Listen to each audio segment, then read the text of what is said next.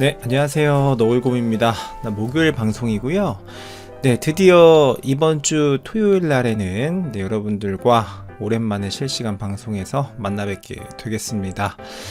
네, 오늘도 역시나 뉴스로 먼저 시작을 해보겠습니다. 여러분들 뉴스로 들어가기 전에 구독과 좋아요 부탁드립니다.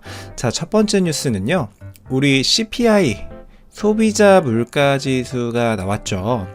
여러분들 이 소비자 물가지수가 6월 달에는 9.1%포인트 상승이었는데 7월 달 소비자 물가지수는 8.5%포인트 상승했다 라고 해가지고 6월 대비해가지고 0.6%포인트 하락하는 그런 추세로 전환되었다 라고 하면서 이 CPI 발표가 있자마자 미국 증시부터 시작해가지고, 그쵸?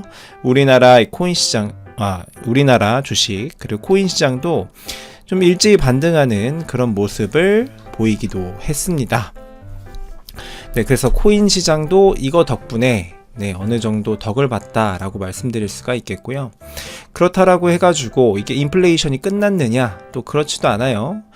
여러분들, 급하게 돈을 많이 찍어내서 인플레이션율이 급하게 올라가면 우리가 그 인플레이션을 체감할 수가 있지만 평상시처럼 연준에서 달러를 계속 조금씩 평소에 찍어내는 대로 계속 찍어낸다고 하더라도 양적 완화 살짝 조금씩 수도꼭지를 살짝 틀어놓은 것처럼 살짝 도는 화폐의 양은 계속 늘어나기 때문에 인플레는 항상 조금씩은 있습니다. 약간씩. 그리고 지금 8.5%포인트가 좀 꺾였다고 하더라도 이게 되게 낮은 수치는 아니거든요. 근데 예상했던 8.7%포인트보다는 낮았기 때문에 다음 달 그 연준 FOMC 회의에서 이 금리 인상을 우리가 예상했던 0.75% 자이언트 스텝보다는 낮게 0.5%포인트 빅스텝으로 하지 않겠느냐, 이런 지금 분석과 그런 것들이 많이 나오고 있어가지고 시장에는 어느 정도 그 호황이 좀 돌고 있다, 이렇게 말씀드릴 수가 있겠네요. 이거에 대한 영향이 좀 큽니다.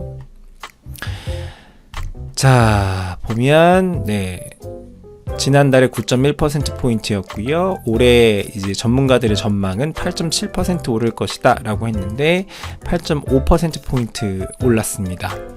그래서 미 바이든 대통령은 이 수치를 가지고 이제 인플레는 꺾였다, 이렇게 이야기하기도 했죠. 지금 중간선거가 얼마 남지 않았기 때문에 중간선거 전에 어떤 이런 물가 안정을 시키는 그런 것들을 좀 어필을 해야 될 필요가 있기 때문에 그렇게 좀 발언을 하고 있는 걸로 좀 보여지고요. 그러나 아직 인플레는 굉장히 심하고 여러분들이 마트 가서 체감하실 수 있을 정도로 굉장히 물가는 많이 올라가 있는 상태다 라고 말씀드릴 수가 있겠네요. 자, 다음 뉴스 보시면 이더리움 마지막 테스트넷에서 머지를 완료했다라고 합니다.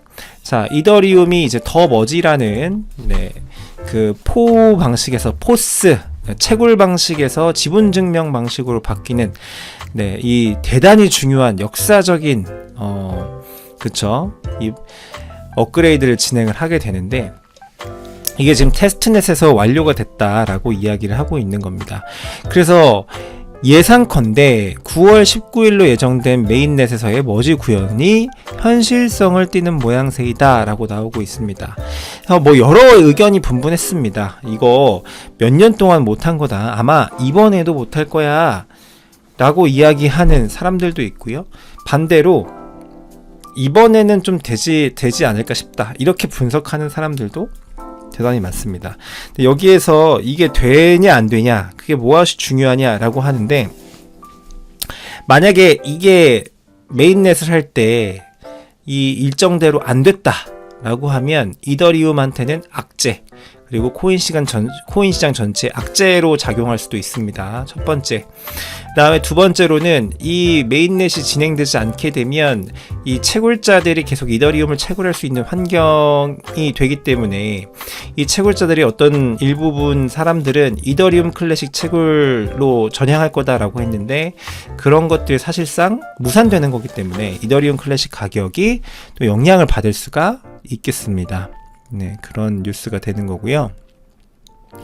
비탈릭 부테린은 테스트넷에서 머지가 설령 6시간 정도 가동되고 있더라도 예를 들어 3주 뒤 MEV나 스테이킹, 도스, 디도스 공격 등 장기적인 문제가 불거질 수도 있다라고 밝히기도 했습니다. 그래서 테스트넷에서의 경과를 더 지켜봐야 된다라고 이야기를 했습니다. 만약에 이 테스트넷에서 이 블록들의 어떤 동작들이 정상인 상태로 계속 유지되다가 조금이라도 문제가 발생하게 되면은 이제 계획된 업그레이드가 진행이 안 되겠죠. 그렇게 되면 악재로 다가올 수가 있다라는 거를 말씀을 드리고요.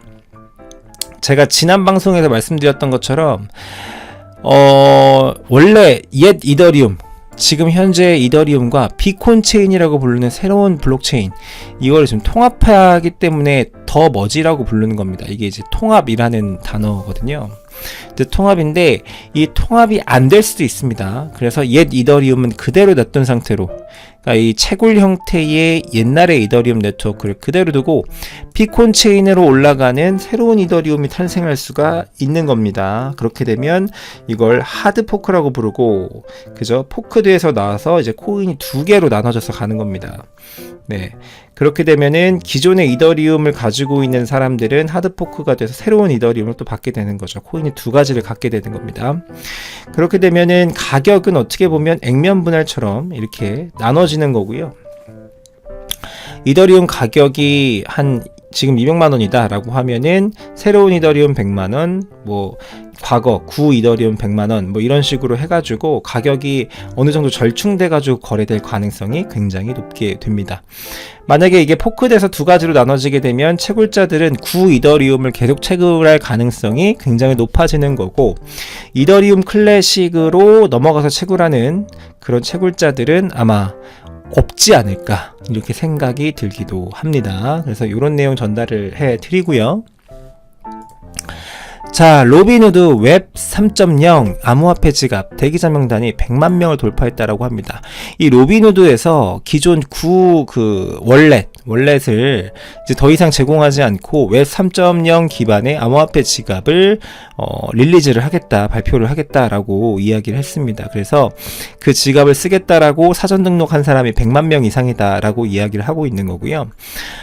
웹 3.0 지갑을 발표를 했는데, 이 지갑을 쓰게 되면요, 다양한 코인들을 다 담을 수 있게 된다라고 합니다. 그러니까 여러 가지 코인을 다 담아서 보관을 할 수도 있고, 그 이자, 스테이킹, NFT 지원, 여러 가지 기능들을 탑재하고 있어가지고 이 로빈후드를 쓰고 있는 미국의 다양한 고객들한테 이 암호화폐 관련된 접근성을 굉장히 높여줄 수 있다라는 내용을 담고 있습니다. 네, 그런 내용이고요. 자, 변동성이 큰 시장 속에서 1비트코인이 넘는 주소수가 사상 최고치를 기록했다라는 뉴스입니다. 이 뉴스는 굉장히 좋은 뉴스입니다. 이게 뭐냐 하면, 우리가 과거에 그 2017년, 2018년도 당시에 그것이 알고 싶다라는 프로그램이나 뭐 PD수첩, 뭐 그런 방송 프로그램들에서 어떤 이야기를 하면서 이 암호화폐에 대해서 굉장히 안 좋은 이야기를 했냐면, 이 고래들의 파이 나눠먹기다, 이렇게 이야기를 굉장히 많이 하면서 비판을 많이 했습니다.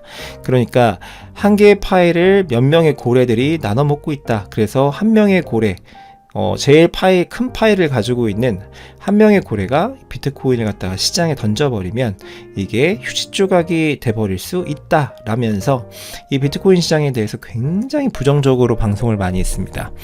그런데 이 뉴스가 뜨면서 상황이 많이 달라진 걸 알 수가 있습니다. 보면은 변동성이 큰 시장 속에서 1비트코인이 넘는 주소수가 가장 최고치를 기록했다라는 건 1비트코인, 그러니까 이건 개미 투자자입니다. 1비트코인, 2비트코인, 뭐 3비트코인 이렇게 가지고 계신 분들은 기관이나 세력이 아니잖아요. 그쵸? 1비트코인을 보유한 주소의 수가 계속 축적을 하고 있다. 자산 축적. 그리고 특히 8월 10일 기준에서 비트코인이 1개 이상 가지고 있는 비트코인 지갑 수가 89만 4천 개 정도 됐는데, 이게 역대로 가장 많은 수치라고 합니다. 그러니까 이 고래들이 지들끼리 나눠먹고 있었던 이 비트코인 파이가 어느 정도 개인 투자자들에게 분산되었다라고 볼 수가 있는 거죠. 그러면은 그만큼 그 가치를 보존하기가 대단히 좋다라는 겁니다. 그렇죠. 여러 사람이 이 비트코인을 가치 있다라고 믿고 투자할 때에 진짜로 이 암호화폐 비트코인이 가치가 있어지는 것이기 때문에 이건 굉장히 대단히 좋은 뉴스라고 말씀드릴 수가 있는 거고요. 일부 고래가 좀 던지더라도 손바꿈이 일어나면서 개미 투자자들이 얼마든지 받아줄 수 있다. 조만간 뭐 그런 내용이 되겠습니다. 자, 그리고 보면 2021년 11월 68,000달러에 육박하는 사상 최고치를 기록한 이후 자산이 65% 이상 조정되면서 매수 기회를 제시했다. 여러분들 이제 매수를 하시더라도요, 분할 매수를 반드시 하셔야 됩니다. 너무 이 저점만 기다려도 안 되고요. 어느 정도 떨어졌다 싶으면 내가 어느 정도 물렸다, 너무 많이 물렸다, 60%, 70% 이상씩 물렸다라고 하면 어느 정도 내 자산에서 그 일정 부분을 분할 매수 하셔야 됩니다. 항상 풀 매수 때리시면 안 되고요. 분할 매수 하셔가지고 평단가를 많이 낮춰주시기를 그렇게 당부드리고 싶습니다. 더 떨어지면 조금 더 사고 이렇게 할 수가 있겠네요.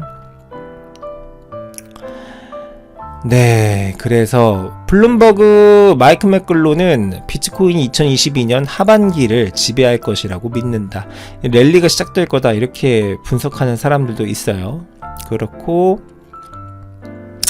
맥글로는 주식이 침체되면 비트코인, 금, 채권이 하반기를 지배할 수 있다라고 합니다. 근데 사실 저는 이거에 100% 동의하기가 어려운 게 요새 그 나스닥 미국 증시하고 우리나라가 아니죠. 이 비트코인 시장의 가격 자체가 굉장히 깊게 커플링 되어 있습니다. 커플링 되어 있어요.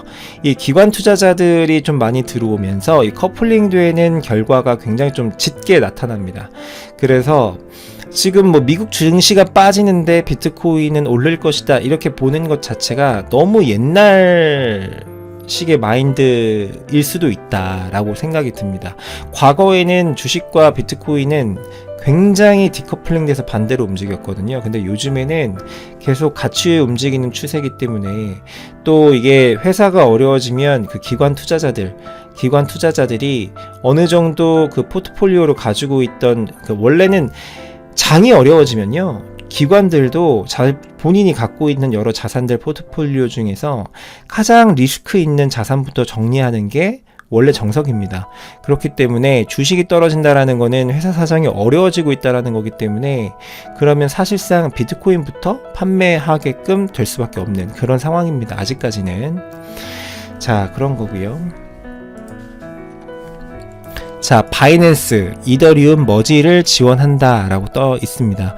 그래서 이번에 그 이더리움 머지가 정상적으로 진행이 될 거냐, 업그레이드가 뭐 이런 의견이 분분한데, 왜냐면 과거에도 계속 이걸 실패를 했거든요. 근데 이제 이번에는 진짜 한다 라고 하는데, 이거에 대해서 그래서 못 믿어, 이번에 또 안 될 거야 라고 여기시는 분들이 굉장히 많은 상황이죠. 네, 그런데 이게 과거랑 좀 다른 게 뭐냐면 유명한 우리 글로벌 거래소들이 먼저 이 머지를 지원하겠다라고 계속 순차적으로 발표를 하고 있다라는 겁니다. 바이낸스도 지금 이렇게 발표를 하고 있고요. 머지를 지원해서 만약에 하드포크가 되더라도 하드포크도 똑같이 지원을 한다. 뭐 이런 내용이고요. 그 다음에 테더, 이더리움 포스 전환, 이 머지를 지원하겠다라고 하는 뉴스가 나온 거고요. 그 밖에 그 이더리움 이 포스 전환을 지원하겠다라고 나서는 여러 가지 재단들이나 어떤 거래소들이 대단히 많습니다. 그래서 이번에는 될 것 같은데 약간 뭔가 이 느낌적인 느낌?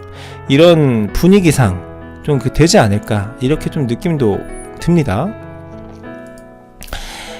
자, 모건 스탠리에서요, 이 두 가지 징후는 새로운 비트코인 상승 랠리를 나타낼 수 있다, 뭐 이렇게 뉴스가 나왔는데요.